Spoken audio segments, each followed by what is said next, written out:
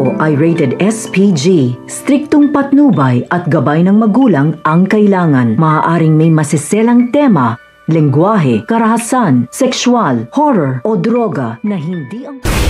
Welcome back mga ka-episode. Plus at narito mga dapat nating abangan dito nga lang sa Stolen Life kung saan tuluyan na nga nalaman nga nito nila Lucy at nito ni Joyce ang ginawa nga nito ni Farah dito nga kay Darius na kung saan nga kinontrol nga nito ni Farah ito nga si Darius, kaya naman iba nga ang ugali nga nito. Subalit nakuha naman nga nito ni Farah ito nga si Lucy kung saan nasakpanganib nga ito, kaya agad naman humingi ng tulong ito nga sila Darius kay Apo Berta upang mag-astral travel nga ito at mahanap na nga ito nga si Lucy.